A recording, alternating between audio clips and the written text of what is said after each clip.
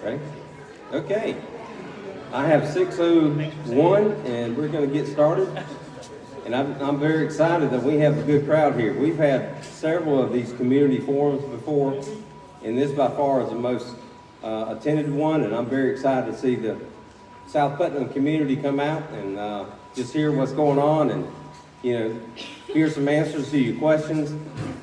And we have a lot of questions submitted, and we'll talk about that in just a minute. But first of all, again, welcome, and just some housekeeping. In the back, the ladies' restroom is on that side, out in the lobby. The men's restroom is on that side. There's not a sign of the men's restroom, but it is on that side. So just want to make sure everybody's aware of that. I want to go through and introduce, first of all, before we get to the folks who are going to be talking tonight, I just want to recognize some of our elected officials that are in the audience. Let me start locally with our Crescent City Commission. Lisa DeVito, I believe, is here. Lisa, welcome. Good to see you. Any other city commissioners here from Crescent City? There's the mayor, Mayor Myers, and City Commissioner Rudd. City Manager Rudd. Thank you. And also we have our school board chairman, Holly Pickens. Wave, Holly. And newly elected Linda Wagner from the west of Putnam. Welcome, Linda. Any other board members here that I missed? And any other elected officials? Okay, thank you for coming out tonight. And let me just recognize, first of all, the school administrators from both Crescent City Junior Senior High School and Middleton Bernie. If you're here, would you just please stand so we can recognize you? They're all around the audience here. Good deal. Thank y'all for being out. And our district staff, I'll be introducing them in just a minute, but I want to thank our district staff. Ashley McCool's down here, and she's our Director of Community Relations. And Mike Helms from our federal programs has been very instrumental in helping with all the technology. We are doing this both live and hybrid, so there's folks at home that are tuning in and watching this, so hopefully we'll have a count on how many people are tuning in. But I'm very excited that you're here. This really gives us a lot of information, informs us so we can make some good decisions. So let me go through the podium. And first of all, I'm Rick Cernsey. I'm the superintendent of schools. And our associate superintendent, Thomas Bowling. Thomas, you'll wave. He'll be speaking a lot tonight. He's over support services. Rhonda Odom is our chief financial officer. Tim Adams, our principal of Crescent City Junior Senior High. Sarah Jean McDaniel is our executive director of leadership development, is also over all of our elementary schools. Dr. Melissa Coleman is our executive director of federal programs and instructional acceleration. I mentioned Ashley over community services. We have Greg Kelly and Bill Rutherford down here. They are architects from CRA Architects or Clemens Rutherford Associates out of Tallahassee. And they'll also be presenting tonight. So again, the way this is going to work, we've had 3 forums in the past, and we try to have one in each of our areas, starting this year in the south, and then we'll have another one later in the central and the black area, and then also in the west. And again, we're trying to give people in those different areas the opportunity to come out and maybe ask specific questions on issues that relate to things in those schools. So that's why we try to do it regionally. But again, when we submitted this, Ashley McCool sent out questions, and we had an extremely large number of questions that people submitted, which I think is great. But to manage that is kind of a chore too. So our staff has actually sat down and gone through the questions and tried to put them in, kind of classify them in buckets, if you will, so that different staff can answer those. And because of the number, we're not going to go through and just read every single question because we'd be here till midnight. But we're trying to look at what are some of the issues that are being asked about and trying to talk through that and answer the questions kind of through the conversation. Because of the number of questions, this may take an extended period of time, and what we'll do is we'll ask you, I think you picked up a paper coming in if you want to ask maybe an additional question or a follow-up or anything at all that was not covered. And at some point in time, maybe during the presentation, if you want to write the question down, I would just ask you to step out to the back into the lobby and just hand that to one of our staff. And then we will go through that time permitting and try to address those questions as well. So that's going to be our format tonight. Let me just talk just a minute before, and I'm going to ask Mr. Newbold to come up in just a minute, but before we talk about that, I just want to provide a little bit of context to our discussion tonight. I always like to talk about some of the things that we can be proud of in Putnam County. And of course, we're talking about our revitalization plan. A lot of questions are about that, about the building and new schools. And first of all, I want to say very proudly that the first school that we're going to build in the district as part of our revitalization plan is at Crescent City Junior Senior High School. And that's why we have Mr. Adams here, and we have our architects here. And that ball is rolling. And we actually are meeting tonight because last Thursday night, we were actually in Tallahassee, a group of us. We're actually presenting to the Department of Education's ranking committee. There's Putnam County and 2 other school districts in the state who are applying for special facilities money. And that strictly means that this is money that the Florida legislature appropriates for districts to build new schools. In order to do that, the district also has to have a certain amount of funds they're going to commit to the project. But we're talking about a total amount of about $67 to $68 million that will be spent here in Crescent City to build a new junior senior high school. And we're talking jobs, we're talking progress, we're talking really it's going to lift this community up, and I'm so excited. And our kids really deserve that, don't they? Our kids deserve the best. So I'm really proud of our team. It's been a long road in coming, and you'll hear a lot more about that process on what we had to do to even be eligible for that money. And a lot of that has to do with, the consolidation of schools and some other things. So Mr. Bowling probably will address some of that in his comments today.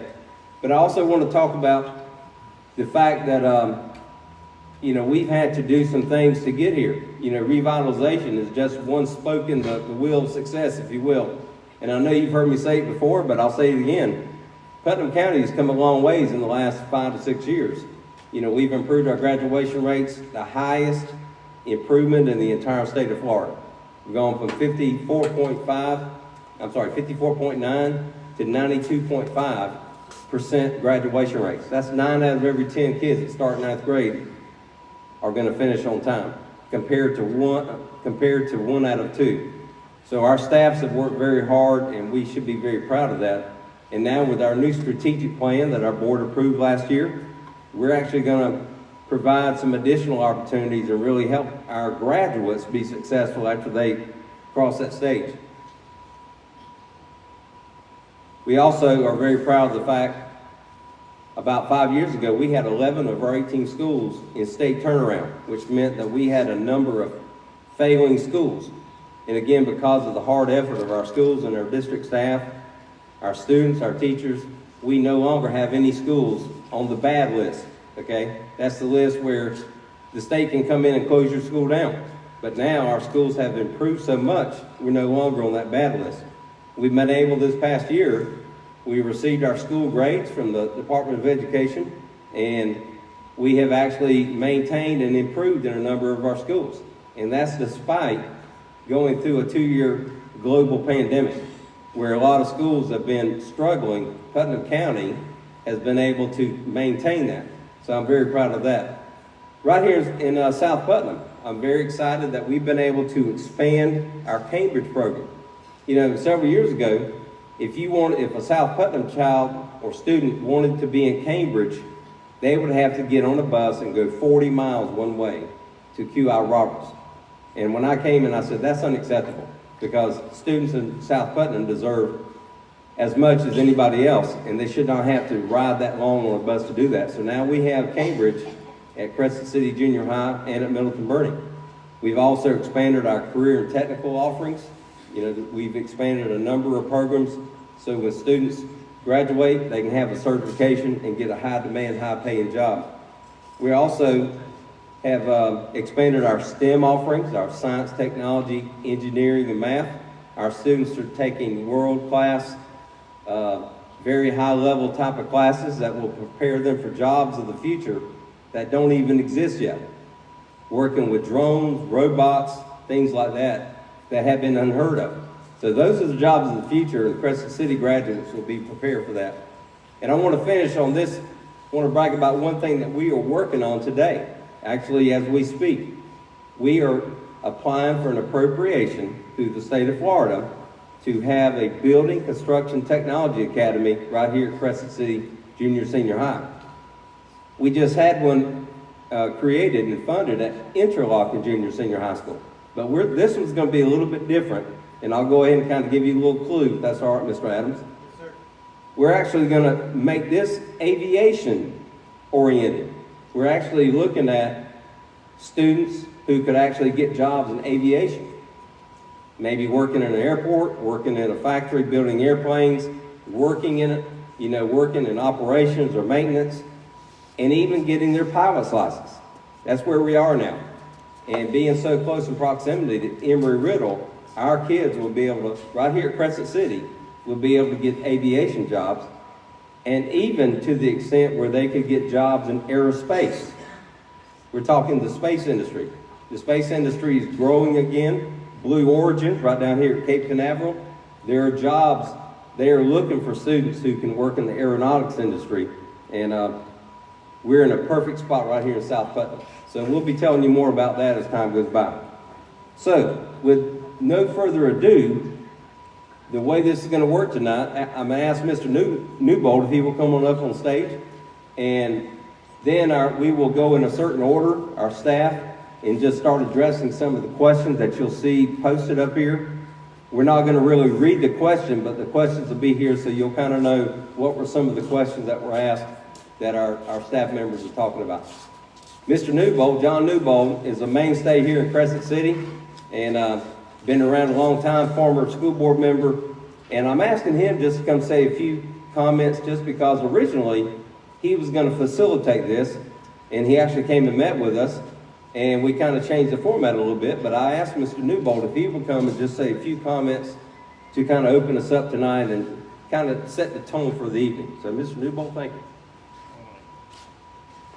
Yep. Thank you for that introduction, Dr. Sorensen. Yes, a long time ago, I was on the school board. And what will that buy you today? Absolutely nothing. But what it did give me is a passion for the school district, for our teachers, our schools, and our children. And I know each of you have a similar passion, or you wouldn't be here tonight. Our elementary schools are some of the oldest schools in the state of Florida. They are difficult to maintain.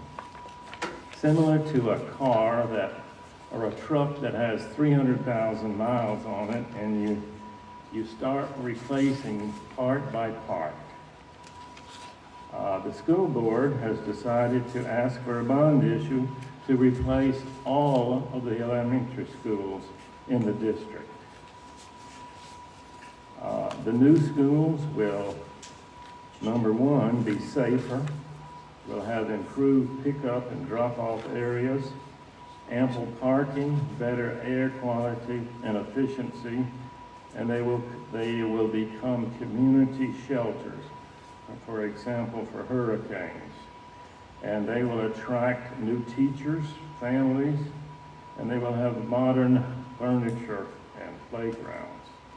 Now, some other counties in the state have passed bond issues, but primarily to harden their schools, make them safer, keeping out those who would come in and harm our staff and children.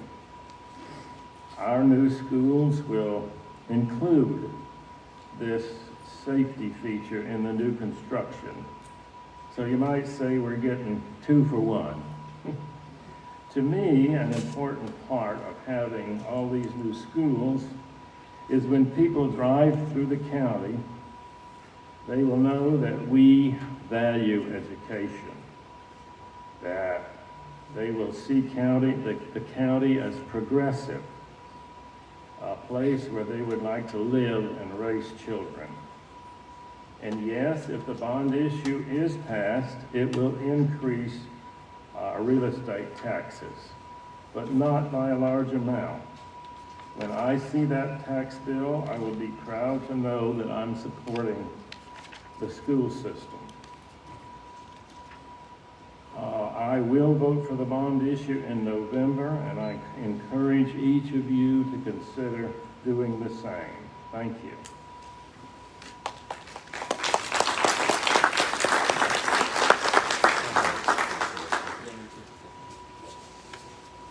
Who's up?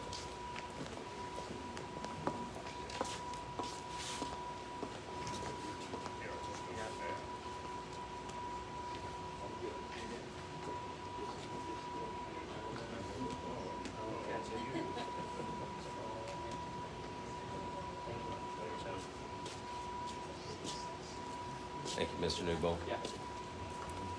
Appreciate it. Thank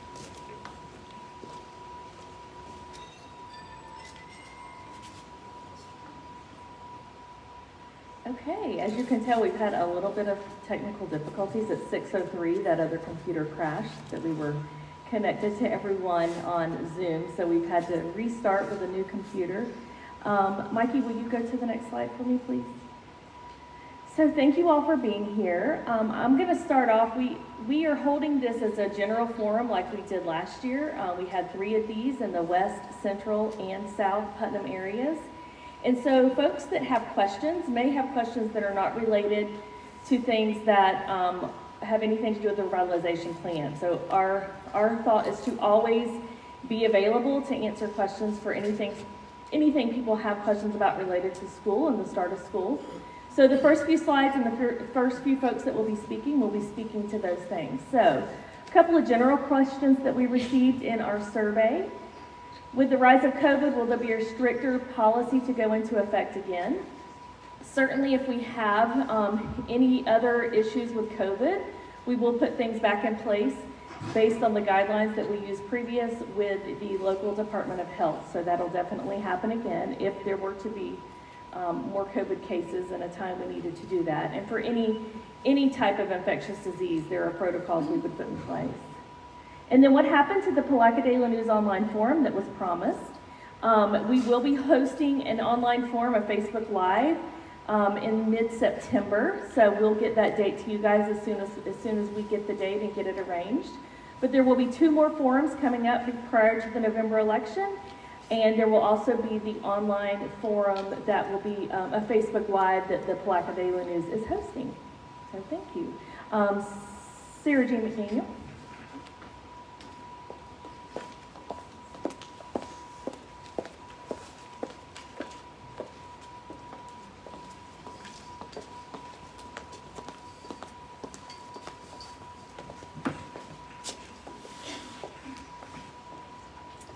All right. What are we going to do about long school lines? Well, I have a secret. School does not get out until 2:35. So, parents start lining up about 1:30. So we cannot help the line from 1:30 until 2:35. But I will tell you, and you administrators in here, they have a game they play. And they will tell us every afternoon, we got the line cleared in 18 minutes. So those lines clear pretty quick when we can start moving them. So once we start moving, they do move quickly. So if you would like to come, we keep those kids 30 minutes before and after school. So you don't have to line up at 1:30 or 2 o'clock. You can get there at 2:45. And if you get there at 2:45, you can get through that line really quickly. So you can do that, and that is allowed. So you can get through that line really quickly if you do that. You can wait if you would like to. That third question down asked about walking up. I think that's where it is, or maybe the first one does. I know you have jobs. I know you have other things to do, but your first priority is your kid, and that's our first priority, and their safety is our top priority, and we just can't let anybody walk up. Because when we do that, we get distracted. Somebody can come up and say they want your kid, And we just can't do that. They could walk up with anything. It's not 5 years ago. It's not even 3 years ago. These are times we just can't let people walk up to our campuses, and we are not allowed to do that anymore. It's convenient, but it's not safe. So we do have to have people in their cars now and come up, but you can get there if you have a job.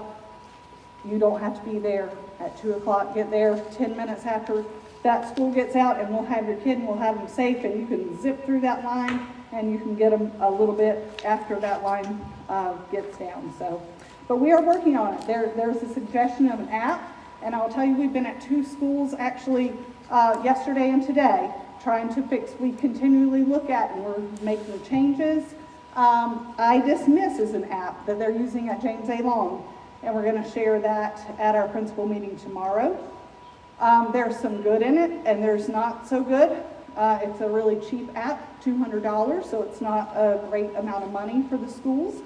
But they're going to share that with the rest of the principals.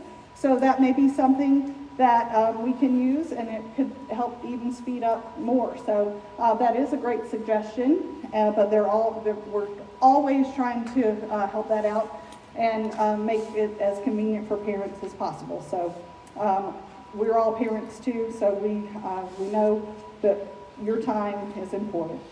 Art and music, that is something that we want all kids to have great experiences. Some of our schools have that, some do not. We want kids to have a great experience in school, so we can provide that in some. They have STEM in every school. We do provide some things. We would like our kids to have everything. We do have in Putnam County the theater program for every kid to participate in. So we are fortunate to have that. But there are some things that we do need to strive and could be goals to have. So we would love to continue to strive to have that. We do have our 21st Century After School program that has started, and we have that in all of our schools. So that is also another opportunity if your child participates in that is a place where they do have an opportunity to be able to participate in some of those things. We have a question about from an employee and a parent about the ESE students. And I did get this question answered from our ESE director. I'm not going to read the whole answer, but just summarize it for you. It is, why don't we have our ESE students inclusion? Why don't we just really, I'm going to read the question, or you can read it. I would like to know why our district seems to be resistant to full inclusion. And he did give some data on that, and he said that we really train our regular ed teachers and our ESE teachers and staff.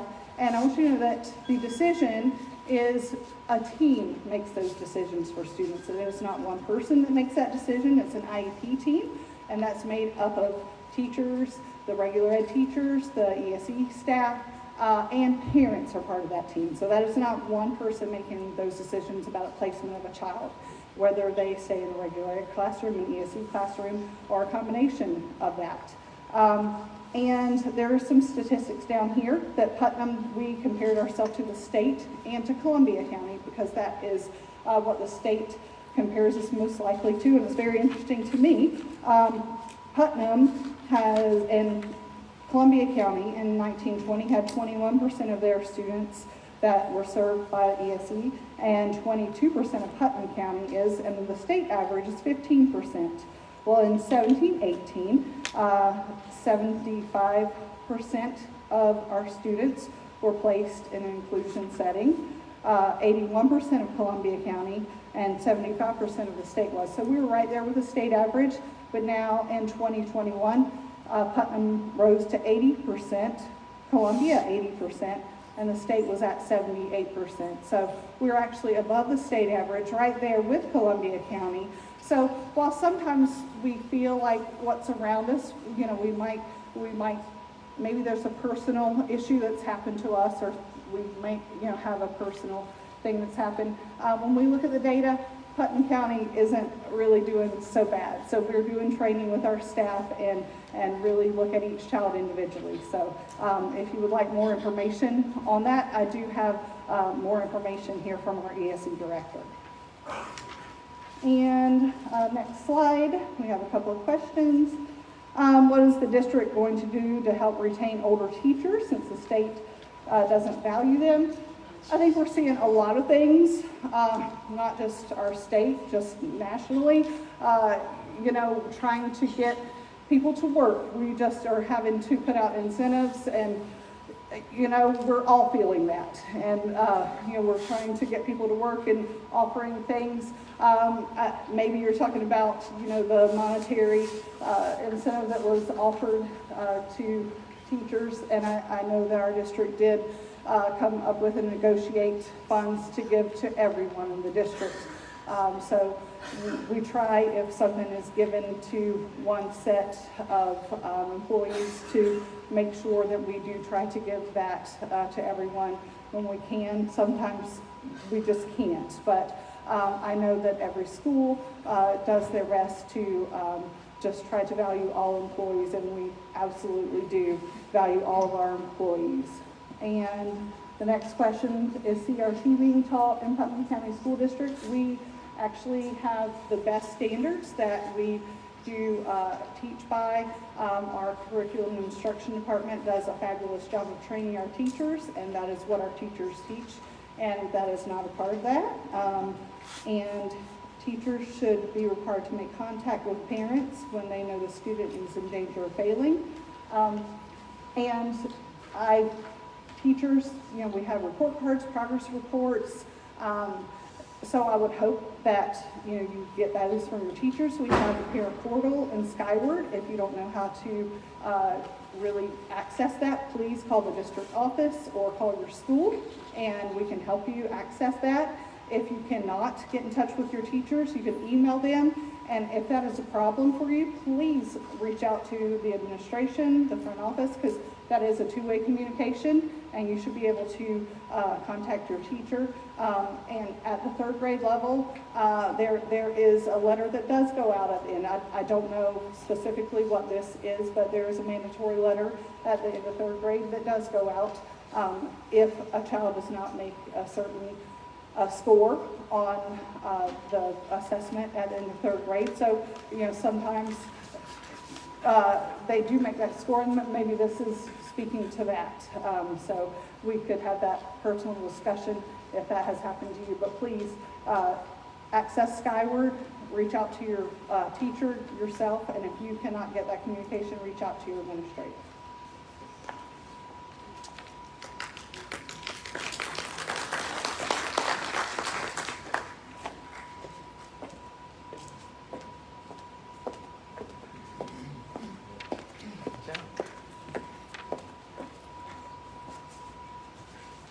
Good evening. Just wanted to take that opportunity to thank you all for coming out, and wanted to have the chance to answer some questions. So the first question that was asked is, will there be more programs available to high school students specifically for Crescent City Junior Senior High School, such as automotive, culinary, art, law enforcement, or other technical opportunities, including working with Georgia Pacific, like Palaca and Interlochen High Schools have done for the have for their students? So as to our programs that are being offered at Crescent City Junior Senior High School, we currently have ag, welding, health science, business education, and entrepreneurship classes. We have criminal justice classes to which students can earn a certification towards being a 911 dispatch person. We have AP computer science, and we have a partnership with Microsoft Teals. We have coding, which involves robotics, as well as drones. We have our Cambridge classes, and we also have what we call the Excel program. The Excel program focuses with our all of our high school students, as well as some of our middle school students, focuses on different experiences in life, focuses on community experiences and job opportunities, employability skills, as well as leadership skills. So they are getting a variety of information. So that way they can help plan their futures with what they want to do after high school. As Dr. Cernsu mentioned earlier, we are also planning to seek legislative funding for a building construction technology academy with an emphasis towards aerospace, which is a great thing. The second question, I want to know the expectations of the South Putnam schools. It's a great question. I'd like to address our expectations with our South Putnam schools. Our goal is to support our students in being engaged learners as well as productive members of society through graduating and focusing on either attending college, attending a trade school, or developing a career. With that being said, our district has identified 6 characteristics of a portrait of a graduate. These 6 characteristics were developed in collaboration with business partners across our district. Those 6 characteristics are developing innovative problem solvers, engaged collaborators, building confident communicators, developing fearless learners, global citizens, as well as resilient individuals. And finally, it asks about dress code, and there's a collaboration with this. So as a school, we need help from not just our parents and our community, but we need help from everyone in making sure our kids get to school on time, making sure that the students are here for the entire school day. We want to make sure our students are being active participants in the classroom, studying and doing their homework at home, as well as dressing appropriately for school. So when they're at school, we are focused in on not just their education, but what's life like after education. So, we want them to dress nice. Our administrative team, our teachers and staff, we dress for success. We have College Awareness Wednesday every Wednesday, and as well, not just colleges, but also with our career and technical pieces as well. So thank you very much for your time. We greatly appreciate y'all coming out.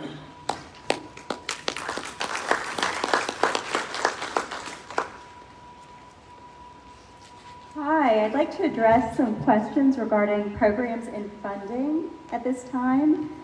We had a question come in about our homeless program in Putnam County.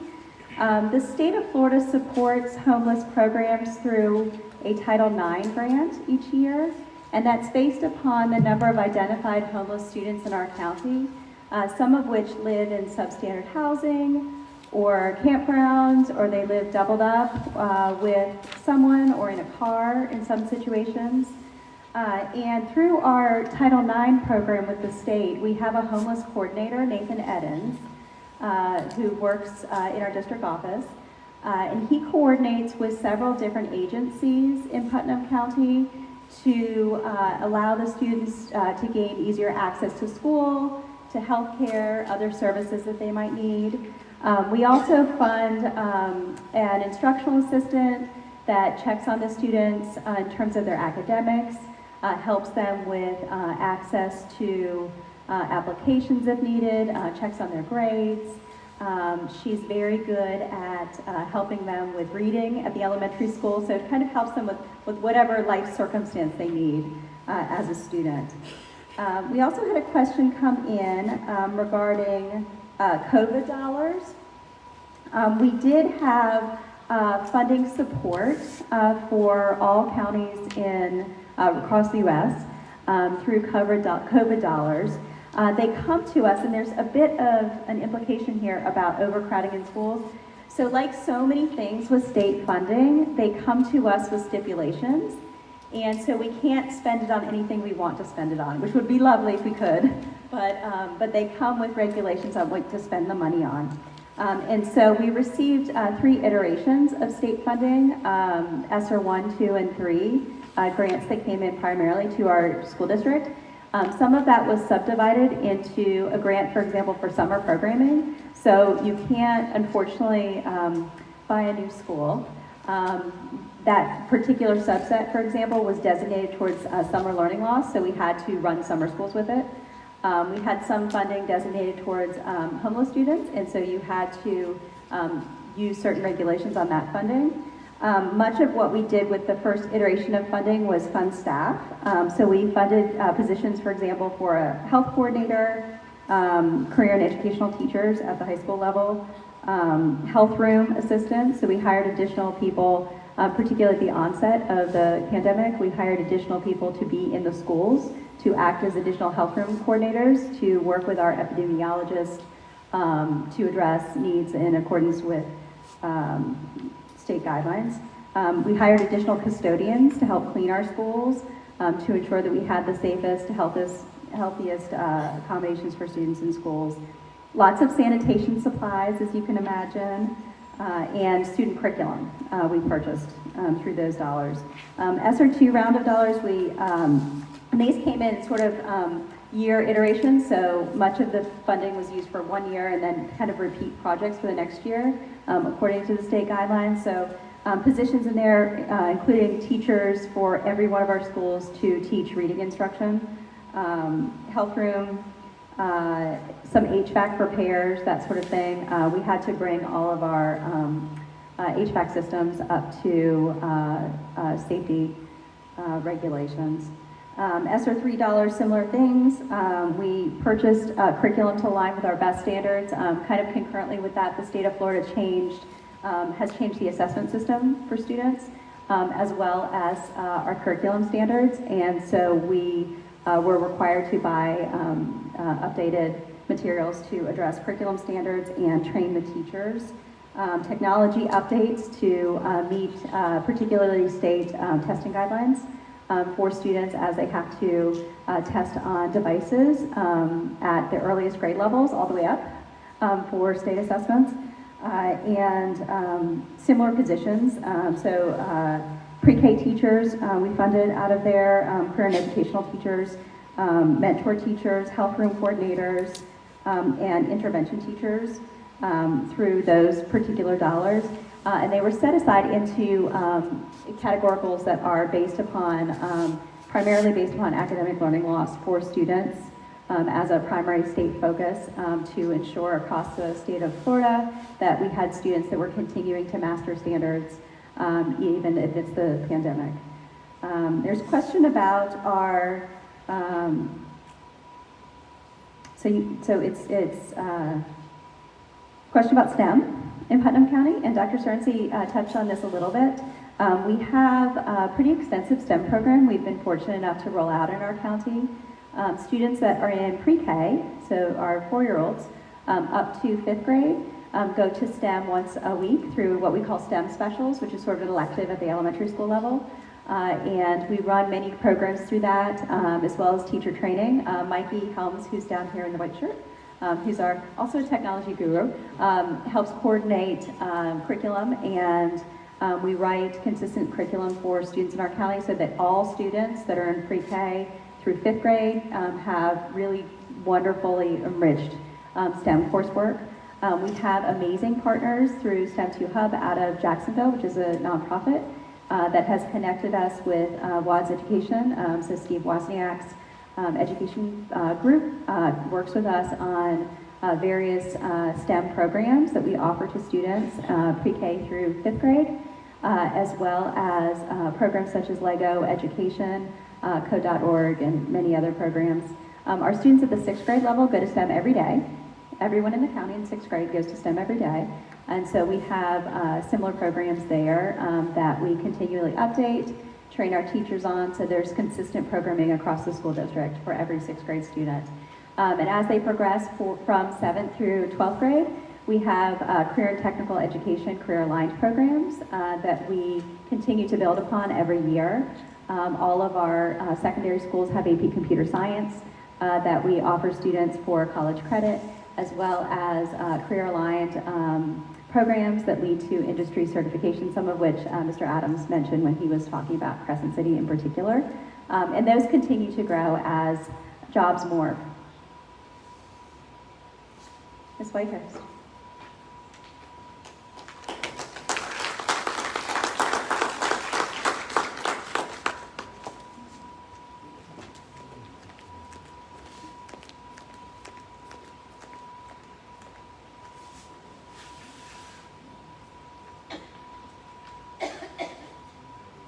Good evening. I am the Director of Human Resources, and I'm going to address the questions that are up here. The first one is around if our graduation rate is at a record high, which it is, how come we still have a shortage of teachers? Well, you can't become a teacher just because you graduated from high school. So becoming a teacher takes 4 years of college. I would love it if more of our students wanted to go into education. Unfortunately, there is a nationwide educator shortage. An educator shortage is not something that is unique to Putnam. It is not something that is unique to Florida. It is truly nationwide. Across the nation in our universities, the enrollment for traditional college of education students, so students who are going into programs to become elementary teachers, to become secondary teachers, those are declining across the nation. There's a lot of theories around that, but the research, and if you look at a lot of the resources and studies that have been around why there's an educator shortage, the biggest one is the narrative that is around education. And it has not been the greatest in the nation. I mean, this is nationwide. People do not value teachers. And so that's what we see in the public a lot. So why would a high school student who has just graduated, why would they want to go into something that the general public doesn't seem to value? So that's one of the areas that we are trying to work on, is really changing that narrative. A lot of people think that it's because of the pay. And when you look at studies around recruitment and retention of teachers, pay is 5th, 6th, 7th on the list. It's not at the top of the list as to why people don't go into education or why people don't stay as teachers. So that's, it would be great. I'm very excited that we probably hired more of our, I would say, graduates within the last 2 to 3 years from our high schools. We have hired probably 10 this summer to become paraprofessionals.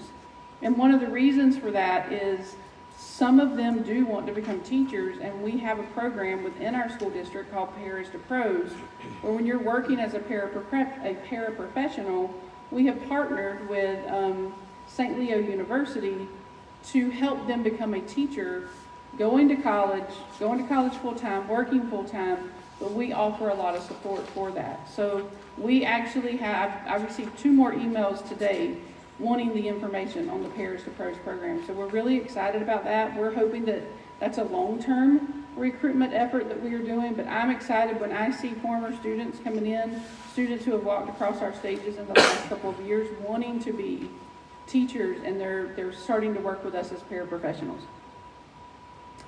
The second one is the plan around our veteran paraprofessionals.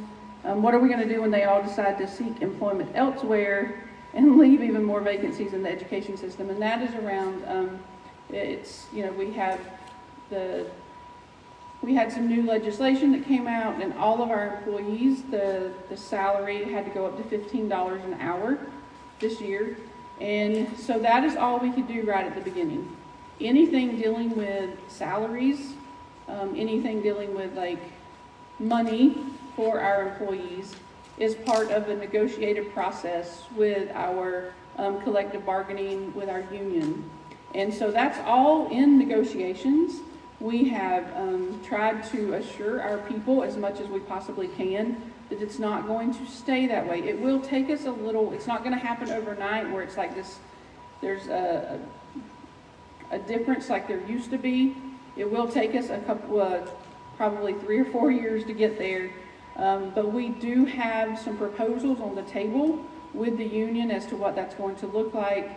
And we are hoping very soon that we can get that taken care of, and that will be retro-backed to the first day of this fiscal year. So, we are truly valuing all of our employees and trying to make sure that we take care of that. Sometimes our hands are tied with what we have to do and what we want to do. There's a big difference there. How many classrooms are currently being taught by paraprofessionals?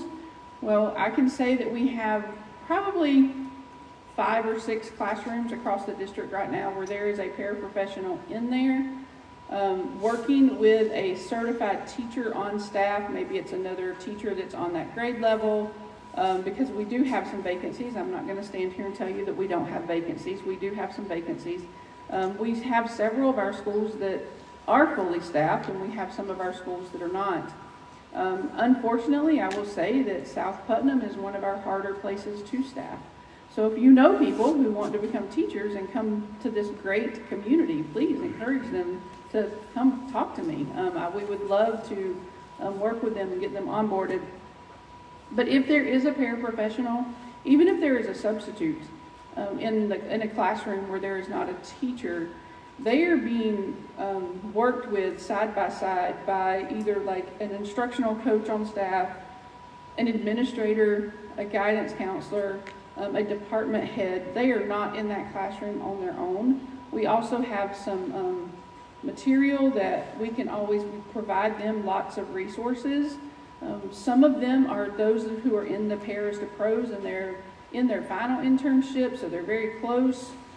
Maybe they're almost in their final internship, but they're not in there alone. I mean, sometimes they're in the classroom alone, but they're not the ones that's trying to do all of the work. They have support from a certified teacher or support person that is walking with them side by side during that time. And then what are we doing to increase the number of Hispanic administrators in the district? So just every one of our school-based administrators and almost all of our district administrators started in the classroom. So we cannot have district administrators or any administrator unless they've come through that path of being a teacher, getting that bachelor's degree. Then they have to go and get a master's degree in educational leadership. And we are working on that. We are continually actively recruiting from many different diverse populations. I will say, since I have been in HR and I came into HR in 2017, I can count count of maybe 2 Hispanics, this is the specific question, that even applied for like a school-based administrative position. And so it's not that we are not wanting to hire them. We need them to have the qualifications and then want to do that. We have some teachers in our district who went and got an ed leadership degree, and they just don't want to be an administrator. They went and got the ed leadership degree because they wanted a master's degree, and they thought, well, maybe one day. And some of them are just not ready. So until they're ready and until they actually put forth that effort of, hey, I want to learn about this, there's some mentoring that we try to do with that. And I do know that Mr. Adams, he did tell me that he's actually mentoring one in his school this year. And so I'm really excited that we've actually had several minority paraprofessionals that have been able to become teachers because of the Paris to Pros program and the way that we support them. So I'm really looking forward to what's going to happen long term with some of these recruitment efforts that we're doing to just really increase our minority population of classroom teachers as well as administrators. All right, so Dr. Sorensen.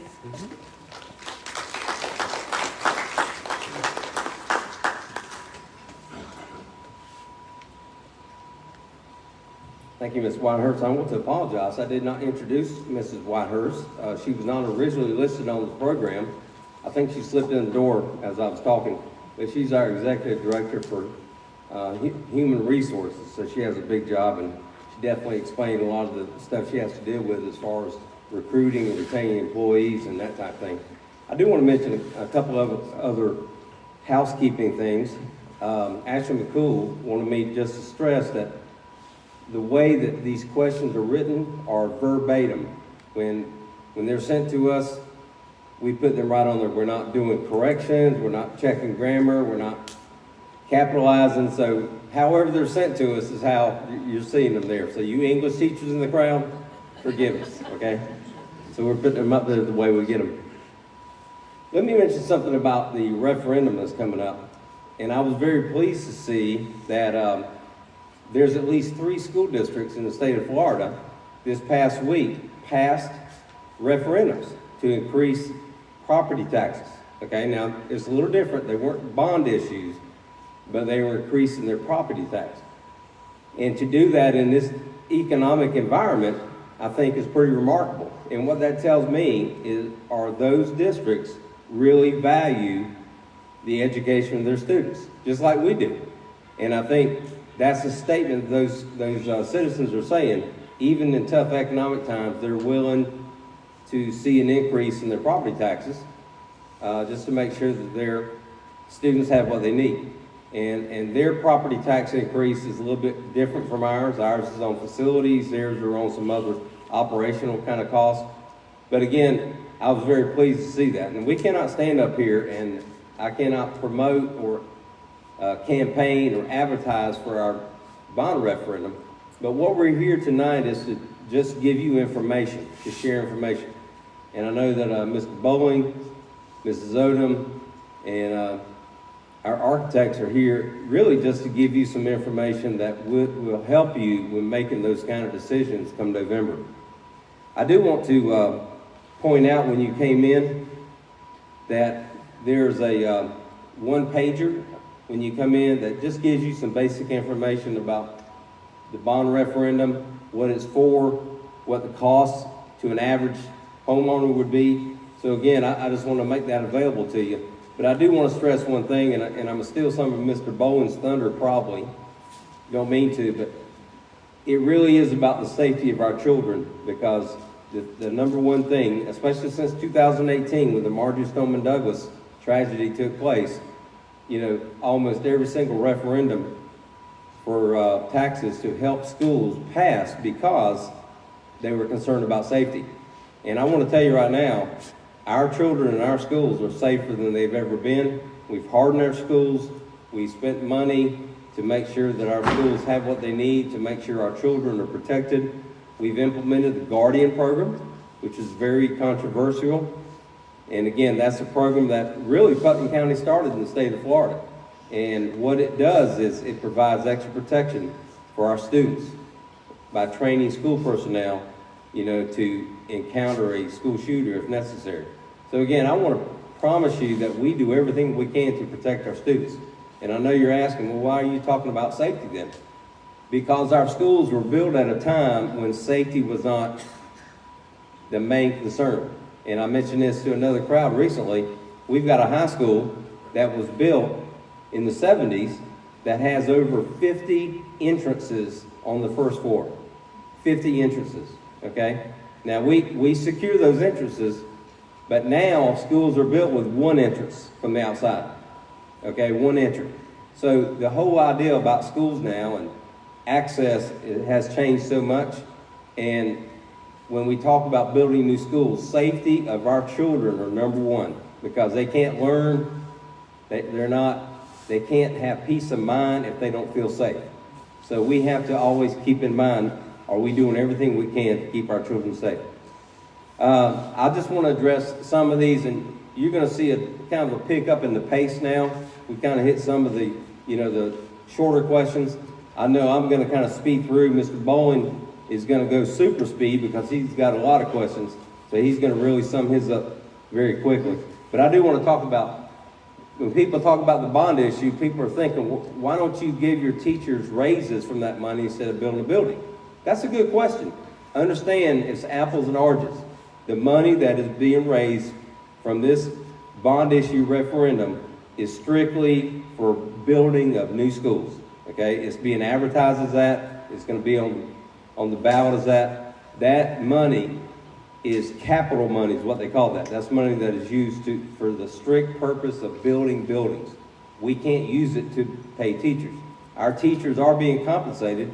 Ms. Whitehurst talked about that. As a matter of fact, about 3 years ago, we gave the first across-the-board raise to all of our employees for the first time in a decade, okay, because we did some cutback, we did some trimming, and I'm very proud to say we are taking care of our employees. But now we're in an age of inflation. All school districts are struggling with that. So we're doing everything that we can to make sure we are competitive across the board. The state is helping us.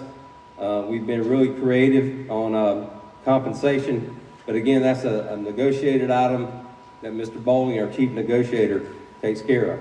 But I want to make sure people understand when we build schools too, this kind of addresses the other questions. That does not fix everything. Just because you build a new school doesn't automatically mean more of your kids go to college, or kids are smarter, or you automatically recruit the best teachers. There's still work to be done, okay? We want schools safe. We want them in the most up-to-date environment, the best technology, everything that our kids deserve. But by the same token, it doesn't stop us from doing the job of educating kids.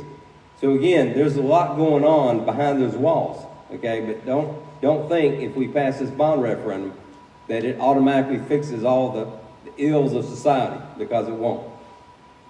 There are some questions talking about, these are specific questions about, are you spending money in this next, I think the next one, no, you're there.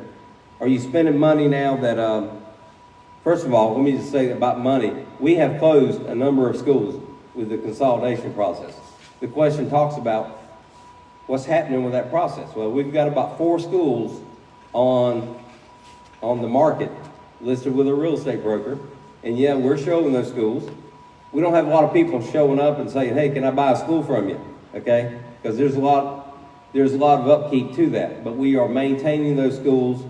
If we just let them sit and don't keep the power on, they will deteriorate.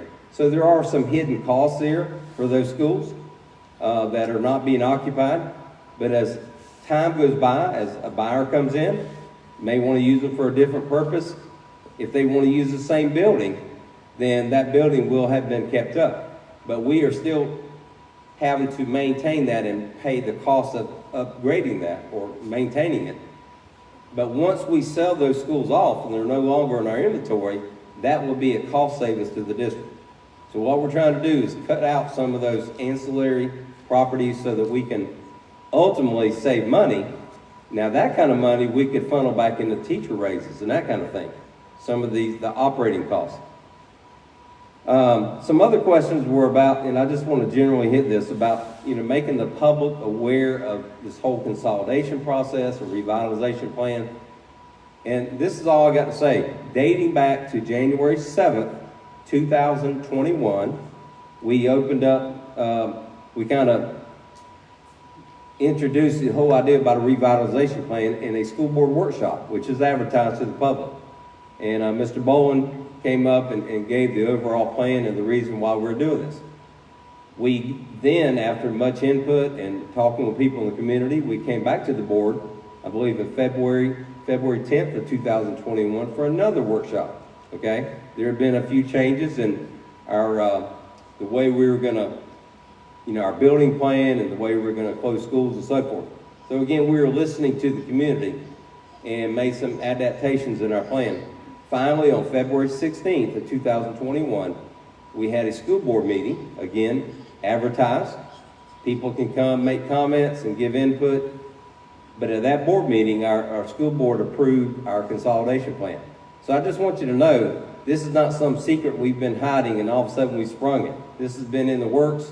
We went through some public hearings and the school board finally approved that. And along the way, there are things happening that we might have to make some tweaks in the plan, okay? And here's the other thing I want to say, even about this facility, okay? When it comes down to the point, providing the bond passes, and we talk about what's going to happen to Crescent City as far as a new elementary school, we are very much in the process of working with the public, getting input. We don't have things carved in concrete. We want to make sure that at the time that we build a new school in a community, we are meeting the needs of the local community. We have input from the teachers, the parents, because we want that school to serve the needs of everybody in that community. Not necessarily just students. There may be people that want to come into the school after hours. We want that to happen. We want people to use that facility. It is a community facility. So those of you in the crowd who say, that they made their mind up, they're going to do whatever they want to, that's not true. Everything is up for discussion, including the location of the schools, okay? So I just want to make that very clear, that that's the way we operate. Finally, question talked about some costs. Another question about costs. You know, are you spending money on this referendum and that type of thing? And are you spending money? They call it sunken costs for architectural services. Okay, let me explain this. There are some inherent costs that we've incurred as part of this bond referendum that the district has incurred. We've hired an attorney, a bond attorney. We want to make sure that we are following the law. Everything is being done exactly right. So there are some costs for that. We've hired some other experts to help us guide us through this process. So again, these are nominal costs, but there are costs that we need to do because the last bond we had was in 1979, and we're not bond experts, so we need to make sure when we, do the financial end of it, we have people advising us to make sure we do it the right way. So those are costs that are going to happen no matter what. Now, the other question was about, what about costs for an architect? Well, first of all, the architect, we bid that out. We've gone through the process of hiring an architect. You have to go through the bid process, and you have a committee that selects them. We went through that process as defined by state law, and we've hired CRA as our architect for Crescent City Junior Senior High School. So they are in the process of, working on that design. But let me just make this very clear. We have not hired any architects for our elementary schools or our other high schools. That will come at a time that's appropriate.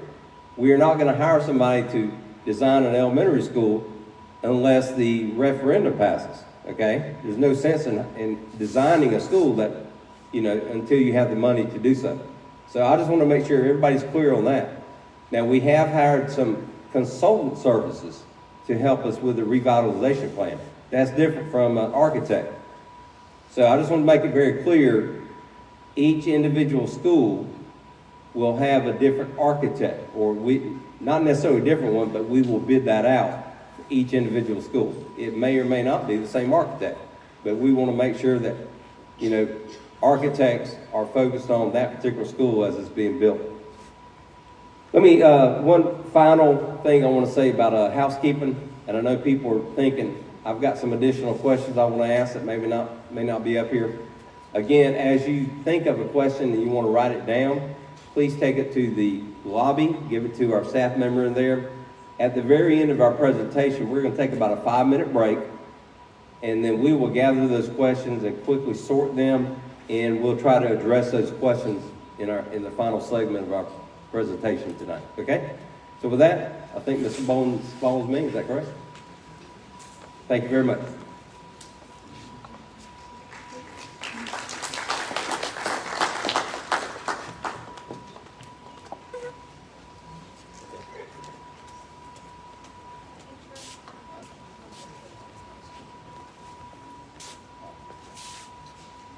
Before Mr. Bowling gets started, he had the majority of the questions, as you can imagine, because he's the expert in the revitalization plan.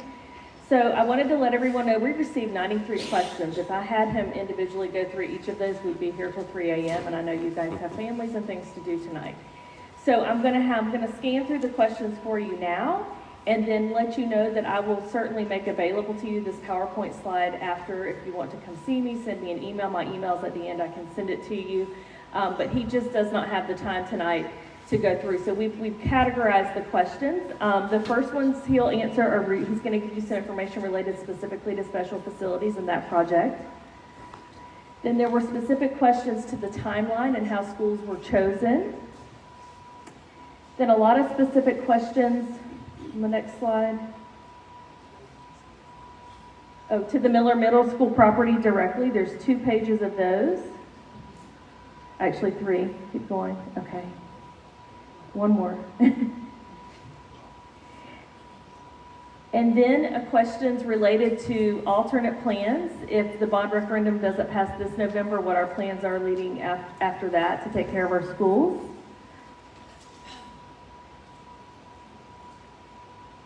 Then he is our chief negotiator for the district, so he is going to answer a couple of questions related to salaries.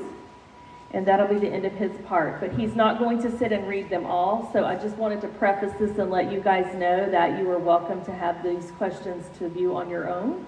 If you want to send me an email or get with me after, I'll be glad to provide those for you. Thank you. Thank you, Ashley, and good evening. I now know why Mr. Adams walked on the back side of that screen. When I came across the front side, I could see the giant silhouette of my bald head, and that was meant to lighten the mood a little bit. It's okay.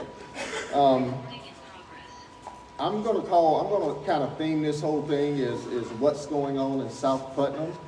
We have a district-wide revitalization plan, but most people here are here to hear about South Putnam, a lot of you specifically about this particular campus, and you just want to know our intentions, our thoughts, our designs, just everything related to this neighborhood, this property, and what our intentions are. So I'll do my best.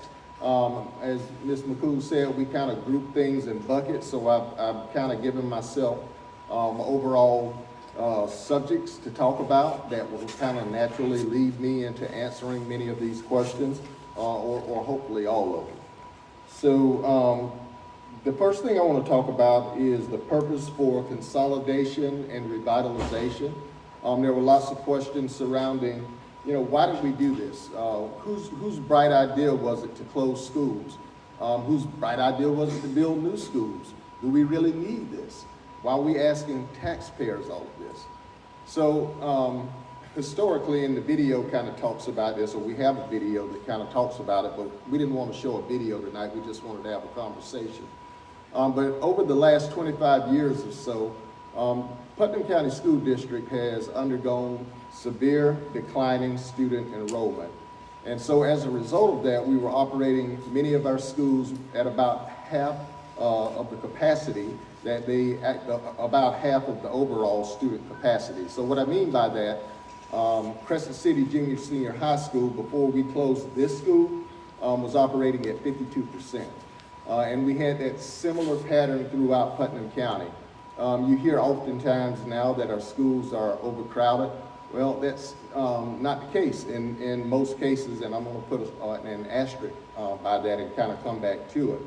But we were essentially operating schools at half capacity, and a school district is funded just by kind of what I'm looking at right here.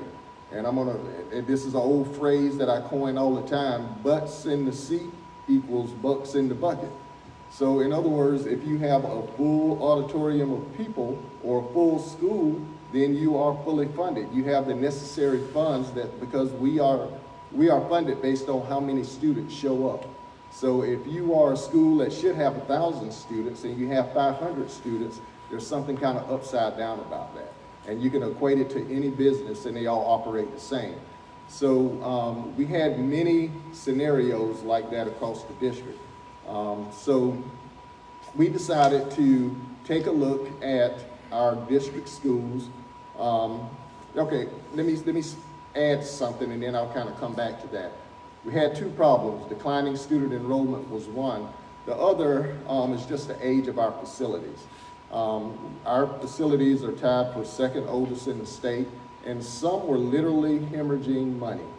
And the older something gets, and Mr. Newbold did an excellent job of kind of categorizing it, it becomes more and more difficult to maintain. And you keep trying to rehab something that simply outlived its life, and then it's not adequately funded to begin with, and then you're pouring additional money in it to try and keep it operational. You can see how a school district will become upside down. And then when you have all those additional operational costs, every school has an administrator, every school has buses showing up that are running, and it just wasn't cost effective for us to continue to maintain in that fashion. So we quite simply had to do something that no superintendent wakes up and want to do. No school district wants to close a neighborhood school. No one. It is literally your worst nightmare. Typically, and this is what has happened in the past, people stick a Band-Aid on it and they find creative ways to fund things just until I get out of office and let the next set of people worry about it. But it had become a point in our history where we could simply go no further. We had to do the tough work, or we would ultimately fall below the 3% fund balance that we must maintain to stay operational, or the state will take us over. So essentially, if we didn't do it, they would.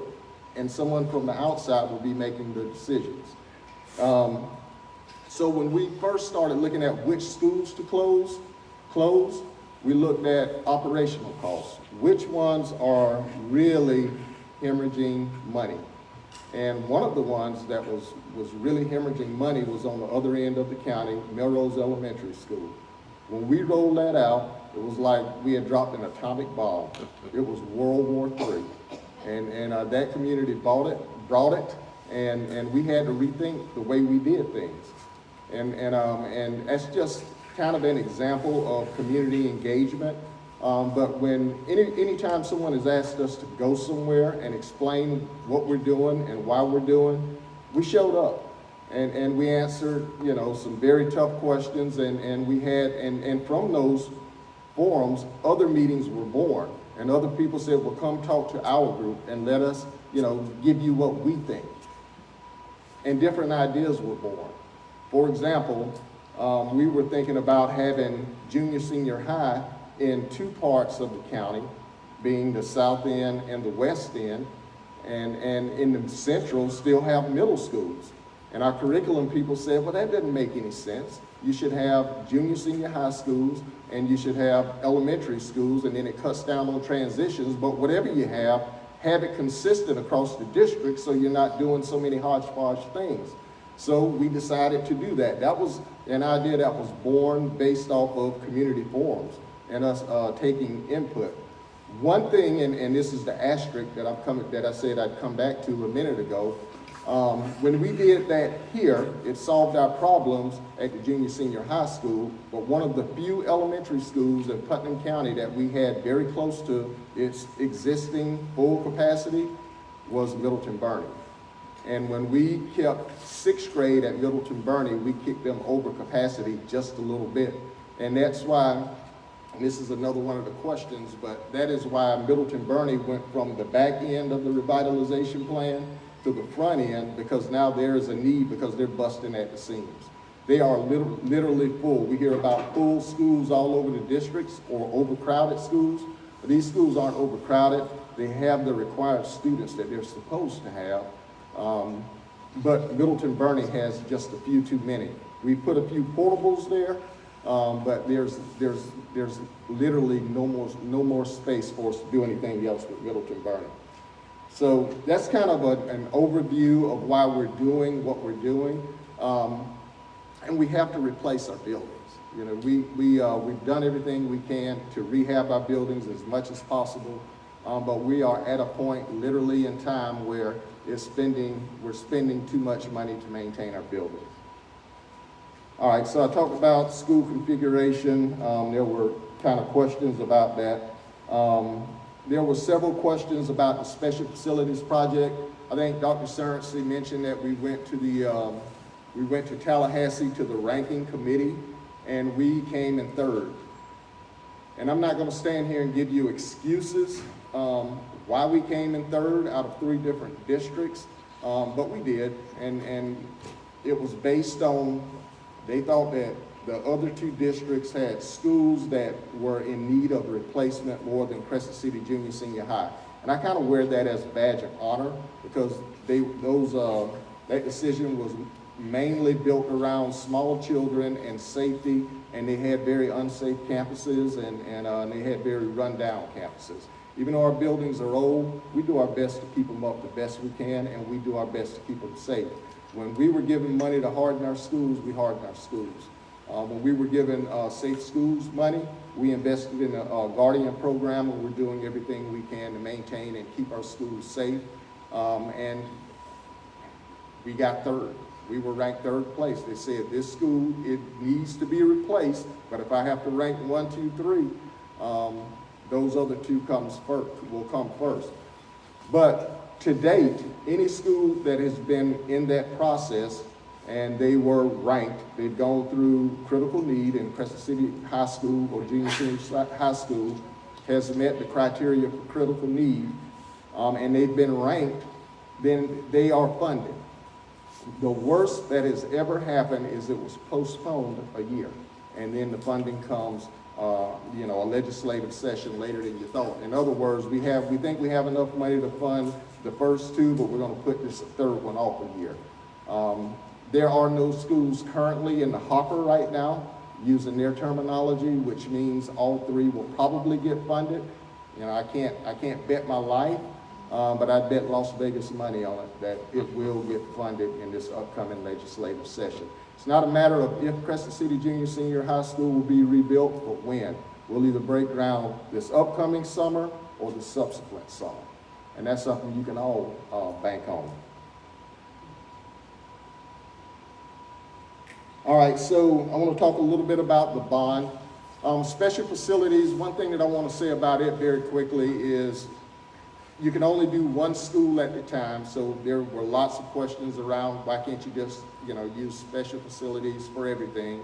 There are always questions around why not a sales tax and why a property tax. We can only do one school at a time. Special facilities, the good thing about it is they will pick up the heavy lifting. You have to put in your share, which is a little over $5 million a year during construction, but the big payoff is the state will pick up everything that's left. So when you're thinking about which schools you want to pay for with bond dollars, and it's a limited amount, if you just have one set amount, you probably want to use your least expensive schools to build, or not probably, you do. Use bond dollars to fund those schools, and special facilities money to fund really large projects such as the junior senior high school. So the plan is to do one junior senior high school at a time. You can only do one at a time, and we're talking about one school every 3 to 4 years. With bond dollars, that's separate. It's a $300 million bond. It's over 30 years, spread out. I think Ms. Odom will go into some of the more granular details of how a bond works. But essentially it's a raise in property taxes. It starts out for the average person around $55 a year, and this is the average taxpayer in Putnam County. And then the high point is around, I think 155, or I don't know. Ms. Odom can go over the bond information when she gets here, but the average amount for the average taxpayer, so the average amount you would pay throughout the life of the bond for the average taxpayer is 168. Okay, that was a year for the high point, right? So that's the average, 168 over the 30 years, which equates to how much? And Dr. Sanderson says this all the time. You would think I know it by now. 56 cents. 56 cents Per day. a day, or a little under $4 a week, or essentially less than what a Big Mac costs.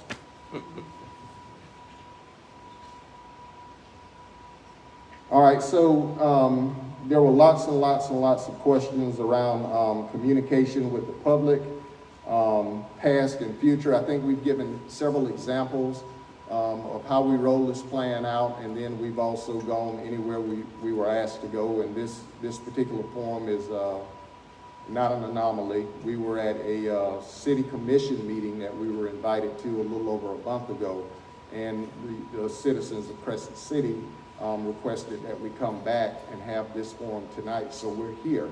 Anywhere that we've been asked to go, we show up and we answer questions to the best of our ability, and we'll continue to do that. We intend to hold 2 more formal forums such as this, but any other civic groups that you have, any churches, athletic teams, anything you can think of that we can come to and actually speak and answer questions, we'll be glad to come. And so we'll be very receptive to any requests. Everywhere we go, people, the question is always posed about a plan B. What happens if the bond doesn't pass? We will continue to take care of our schools the best we can. I talked a little bit about, the pride we take in our schools. We don't like displaying photos such as the ones you see. Unfortunately, that type thing is necessary when you're trying to get a bond passed, because people need to see the need. But typically, we are doing everything we can to spruce up our schools, and that's probably why the general community doesn't have any idea, the condition and the actual age of our schools.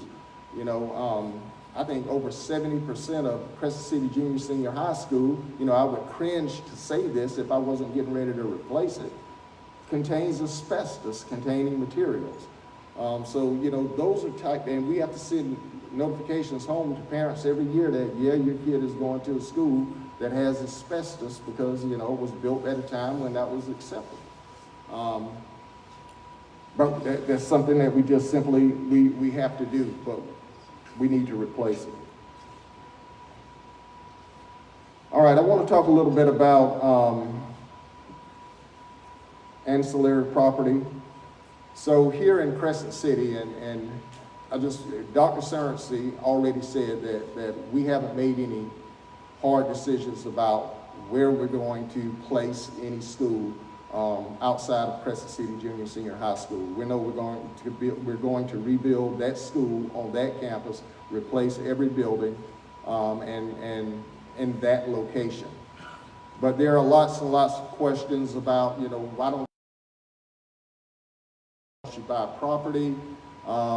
What happens to property once it's abandoned? Will there be a community decision on what you do with all of that property? So I want to talk a little bit about just number one, the acquisition of property, and number two, the just ancillary property in general. So I kind of outline our needs as a district. But we have Middleton Burney Elementary School, Miller Middle School, and we have Crescent City Junior Senior High School. The property at Crescent City Junior Senior High School is dedicated for Crescent City Junior Senior High School.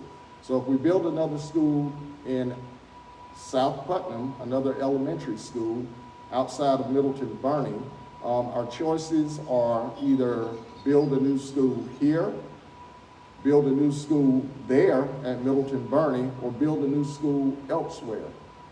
Middleton Burney is so landlocked and so tight, we can't engineer while students occupy that site like we can at Crescent City Junior Senior High. At the high school, there's enough property to build new buildings, move student stations to the new buildings, and then demolish existing buildings without putting in portables and relocating students.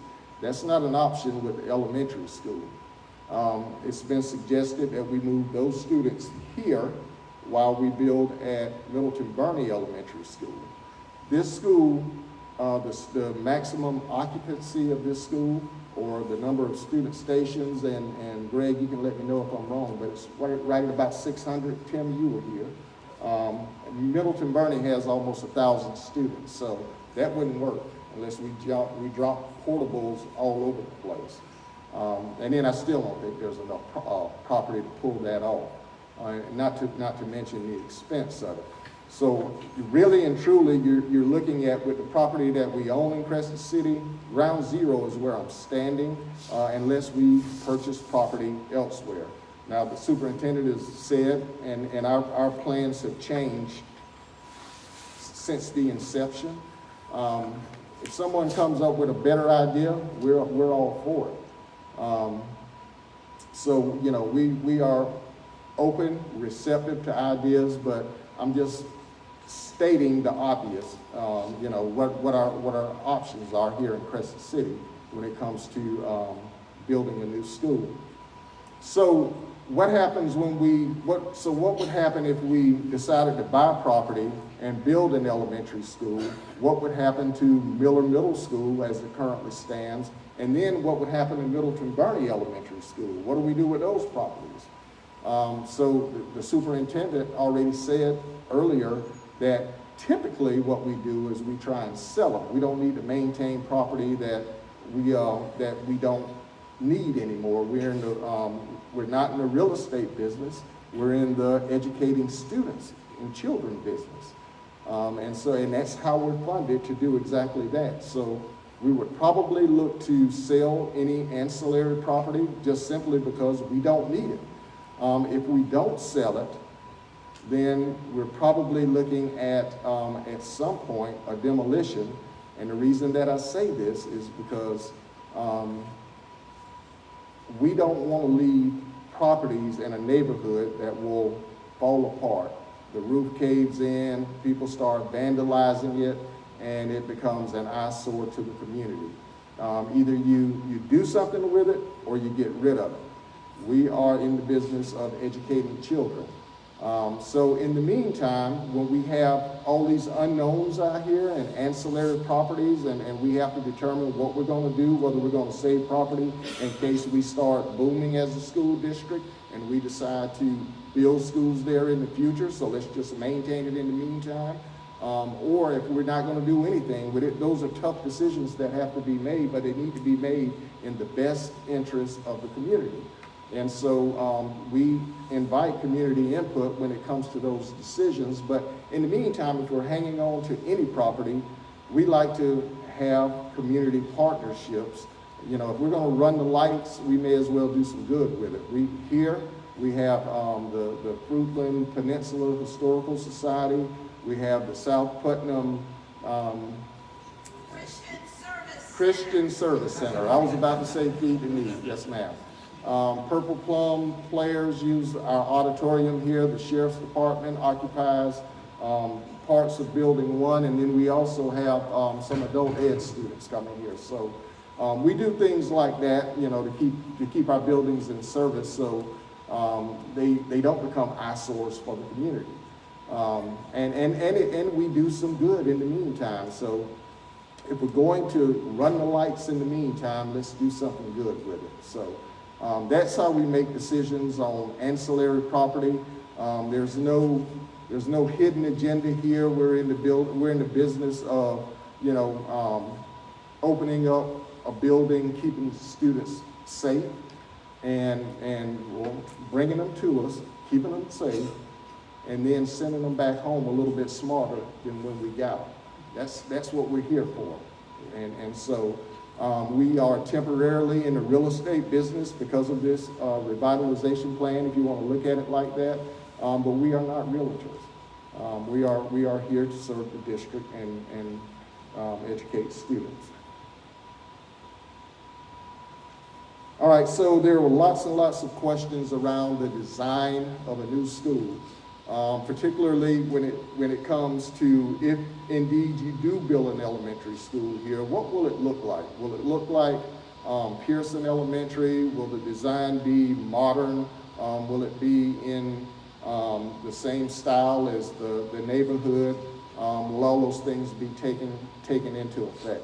The short answer is yes, they will be. We'll have a design advisory committee. And we'll make those type decisions, and that committee will mostly be comprised of local stakeholders such as you. Not to put too fine a point on it, or maybe so. Certainly some of you will be on that committee helping us make those kind of decisions. We want our buildings to be safe, we want our buildings to be smart, we want our buildings to be innovative and healthy. And we want to be aesthetically pleasing to the environment. We want businesses around us to thrive when they bring their kids to school, because I'm taking my kid to this school because it's a great school and a great neighborhood. Then they see your great business. I mean, we're all in this together. We are not here to bring down any neighborhood. We'd like to build them all up, as a matter of fact. Remember, we get funded based on the students that show up. So we like great partnerships. We like great relationships, and we like working together. So none of those type decisions have been made, but we can make a school look like what we want to.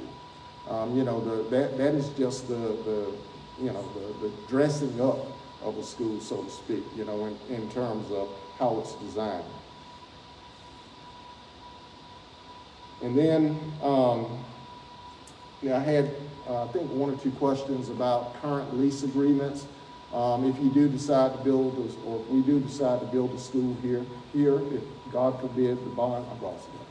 If God's willing, the bond passes and we're able to build a school somewhere in this particular neck of the woods, what happens with existing leases? What happens to Feed the Need, not Feed the Need, South Putnam Christian Service Center?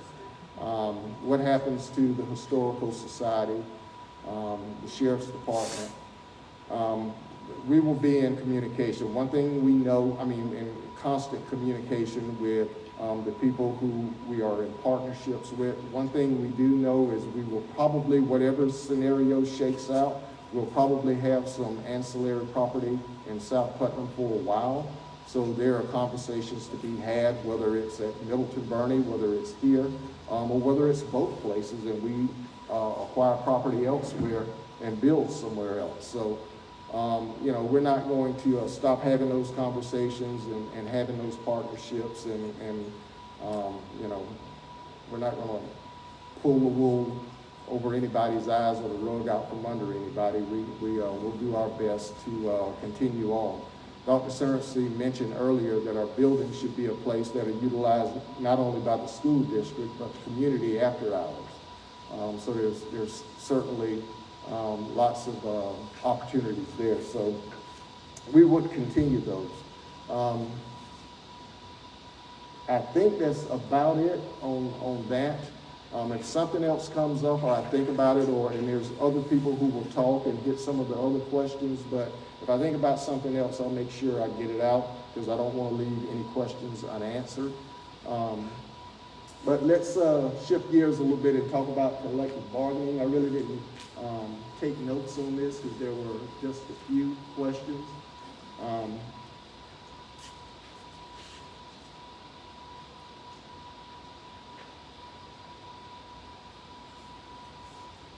All right, Ms. Whitehurst basically touched on that briefly a little while ago. We had two things that happened in the state of Florida, for those of you who don't know. We had one thing, and I know you've heard the headline. You've heard the headlines. The governor had brought forth a TSIA, or teacher salary increase allocation. And it was, I know you remember this catchphrase, I want every beginning teacher in the state of Florida to make $47,500. Everybody heard that.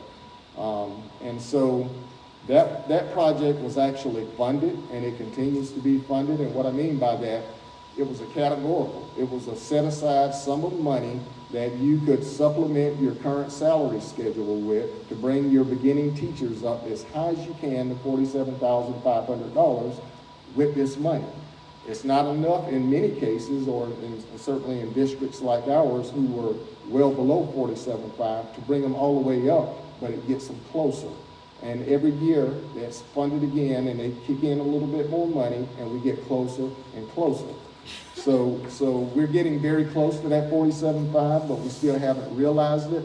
But the problem with that is, if you have a teacher making $35,000 who's a brand new teacher, and then you have a teacher who's been here for 10 years who's making $45,000, and then you bring your beginning salary up to $45,000, and you can't put any of that money on the top end of the scale, then you have what's called compression, or lots of people making the same amount of money.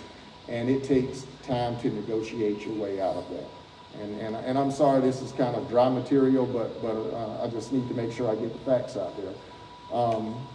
So we have been working over the past several years so that there is some, to do away with that compression. So our salary schedule looks like a little more like it should. If you've been here longer, you make more money. So that is the teacher salary increase allocation.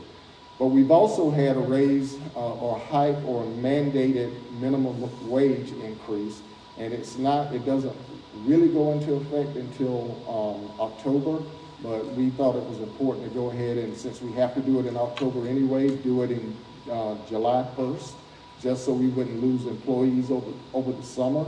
which was the minimum wage increase, and it went from, what was it, Ms. Whitehurst, $10 an hour all the way up to $15 an hour. So you had paraprofessionals, and that was a question that was up here earlier, who were making, at the time, well above minimum wage, but now all of a sudden the starting pay is $15 an hour. So you may have there's lots of compression. The difference between the TSIA and this particular mandate, everybody must make at least $15 an hour. This one isn't funded. This one is on us. It's find a way to get it done based on the money you've already gotten for the students that show up to your school district. So we're struggling trying to make that happen. We've already done it. Everybody in our district is making at least $15 an hour. The problem is too many of them are making $15 an hour, and we have to negotiate our way out of that. So we're working on that. We're in contract negotiations right now with the union. We have a package that will satisfy most people, but you know, it's a rare, very rare year you're going to satisfy everybody, and it takes time and a whole lot more money. But we're doing our best with it. I think that's all I have to say about that.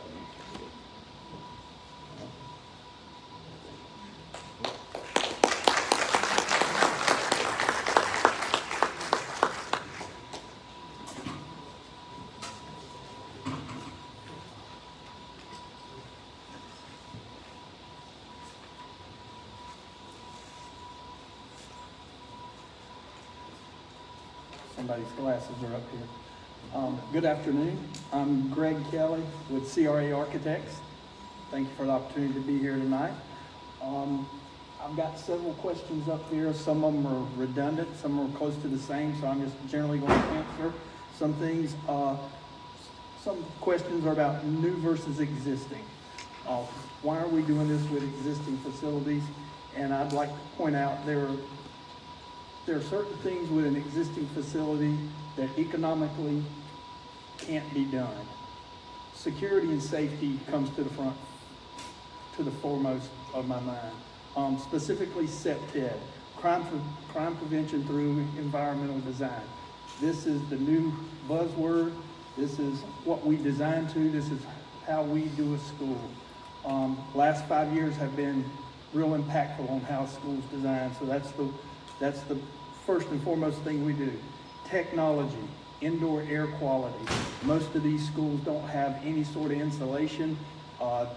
They leak like sieves as far as air infiltration. You got that to deal with. Heating and cooling's obsolete. You get parts, different things like that. Current schools are built with ICF insulated concrete forms. This is a layer of concrete with rigid insulation on each side. When you're done there, you have what's equivalent to a Yeti cooler. They are that tight. So those are the type of facilities that we're looking at. We're wanting to reduce maintenance on the facilities.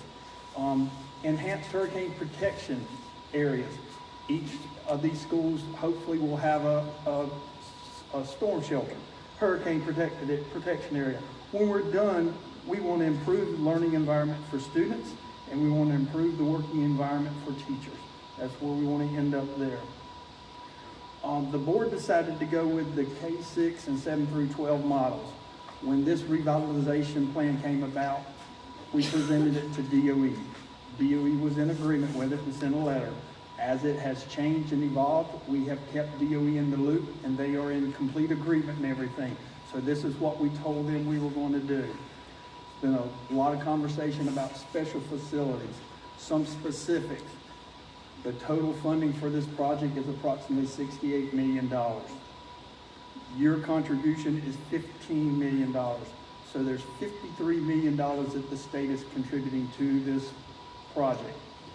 Because they're contributing so much, they have some things, it's their rules, they're going to call out how they want it done. So we have to play by their rules. We've shown them and talked to them about this revitalization plan. They're holding us to it right now. So that's what we have to do. All right, next slide. When a school's torn down, we just don't arbitrarily say, we're gonna tear this school down. There is a process that we have to go through, and it's called a custody analysis. It is a objective analysis for each facility. DOE expects your facility to last at least 50 years. If you're going to tear a facility down, what they have you do is go through it and look at what would it take to bring that facility current. Is it new roof? Is it new mechanical? Is it new lighting? What is it that would cost? And then you divide that by how much time is left, how many years. If they're expecting 50 years and this building's 25 years old, then you divide that cost by 25 years. So that gives you one thing. And then you're going to compare it to what a new comparable facility would cost divided by 50 years. It's straight math. They're going to take that and they're going to look at it, which one's the most economical. That's what they're going to tell you to do. You have to do that before you tear down any building, whether you're going to replace it with a school, walk away from it, sell it, whatever it is, you have to do that. And we have done that on Crescent City High School. So that's been done there. There were questions about new sites versus existing sites. DOE prefers you to use an existing site if you have one. There are some things there. There's no cost for new property. Right now, the cost of new property is ridiculous. We're working in other districts where we're looking at new sites. We got appraisals, multiple appraisals for that site, and the asking cost is over twice what the appraisal comes in at. DOE can't justify that. There's no justification for that. So that's one thing. An existing site, typically you have utilities,